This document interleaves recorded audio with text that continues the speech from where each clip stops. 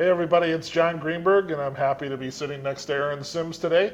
As you well know, today is a big day in the world of hockey. It's free agency day, and I'm very pleased to announce that we've signed a big free agent. We got him off the market real quick. We didn't let him go anywhere else. Happy to announce today that Aaron Sims is going to be back with us for the next 2 years, calling Admirals games on the Big 920 and the iHeartRadio app. And congratulations, Aaron. We are thrilled to have you still in the family. For sure. I'm very thrilled to be back.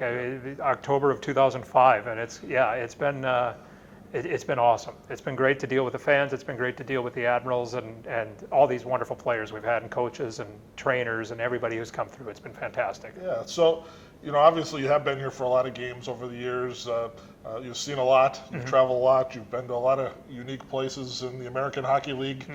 This year we'll be going to some more places that you haven't been yet, which we'll be able to hopefully share with the public over the next week or two as the schedule will be rolled out. But do you have any real favorite memories kind of your time? There are a lot, and when I think of it, I mean, the first one that always comes to mind is because his story ended so sadly for so many people, but I mean, that Robert Dietrich goal against Chicago in overtime, make it 7-6, there's 14,000 people in the building, and they were lubed up and ready to go to see the Dropkick Murphys afterwards. And I mean, that was, they used to call, you're a baseball guy, so there used to be the Chamber of Commerce nights at these games, right? Like, this is the one that you sell.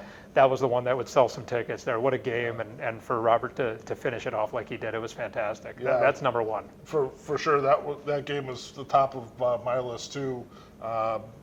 Remember after the game was over, Harris Tur, our owner, and I going in to see our coach, and you could see that we were visibly excited, and he's like, "So what'd you guys think of that?" And it's like 7-6. That was great. So much fun. What a crowd! This is great. And he went off about how bad the game was. So that's right. 7-6. That's game. Wayne, man. That's Wayne. Wayne Lambert, who is the new head coach of the New York Islanders. Yeah. So he survived a bad game in Milwaukee to eventually become a head coach in the NHL. Yes, it's good. So but even his bad game, he won a lot more than he lost. So that was good. He did. So.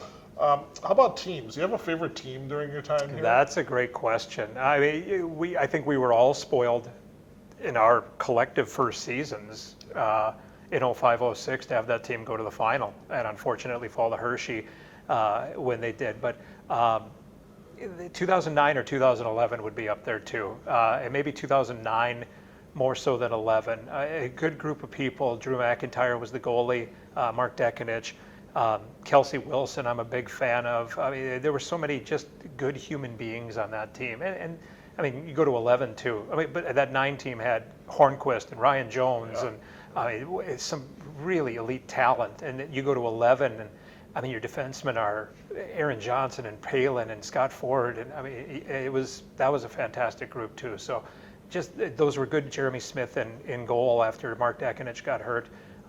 Just good human beings on those teams, and those were really, really a lot of fun. Yeah, for sure. And as we move forward here, heading into the next season, which will be rapidly approaching, what do you look forward to as we head into the next year? Yeah, I'm looking forward to.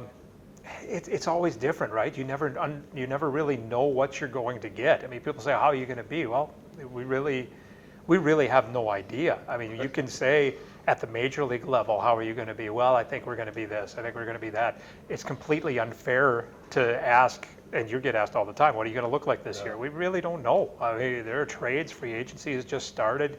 You never really know what the other teams are going to do in the division and what all of that. So for me, it's always been, I look forward to meeting the players. And it's amazing how the last season, it started off and the team wasn't playing so well, but you couldn't talk to anybody. And that was so hard for me because the best part of this job, and I'm sure you feel the same way, is meeting other people, meeting people from different walks of life and different teams, different parts of the world, all of that. And when you couldn't do that, that was tough. So we're going to have a lot of new faces here in Milwaukee. We do know that. Yeah. So it's going to be exciting to do that work, to understand people and to learn about their pasts and learn about their statistics wherever they may have been before and things like that. I really like that.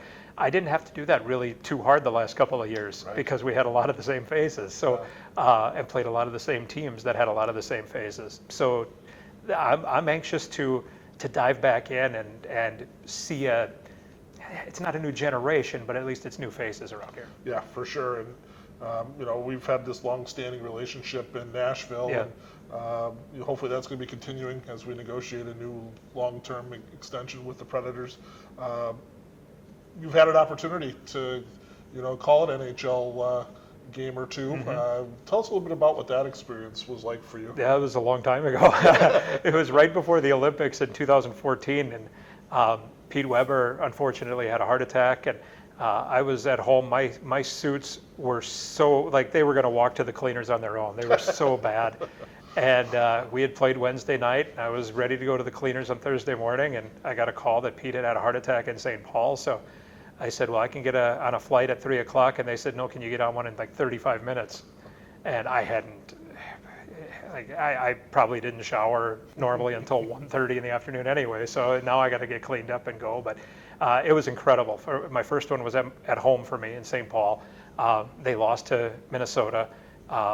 Stu Grimson talked over the first goal call that I had because Nino Niederreiter shot a puck through the legs of Roman Josi, Swiss on Swiss crime there. And Carter Hutton whiffed on it. It was a shot that should never have gone in, and Stu was making a point, and it went in. And Stu was almost in tears afterwards. I'm so sorry, that was your first chance, and I blew it, and all of that. And then to go to Nashville right before the Olympics, they were playing Anaheim, and I was jacked up because Anaheim had, at the time, Teemu Selanne, but they let him go early overseas to Sochi. So I didn't get to call a game with Selanne, but still, it was pretty neat to do all of that. It was a good time. Yeah. So we're very fortunate here in Milwaukee to have a play-by-play man of your caliber here. You could nice be in the NHL right now calling games for sure. And I hope everybody who listens to Admirals games realizes what we're fortunate to have with you calling our games. So.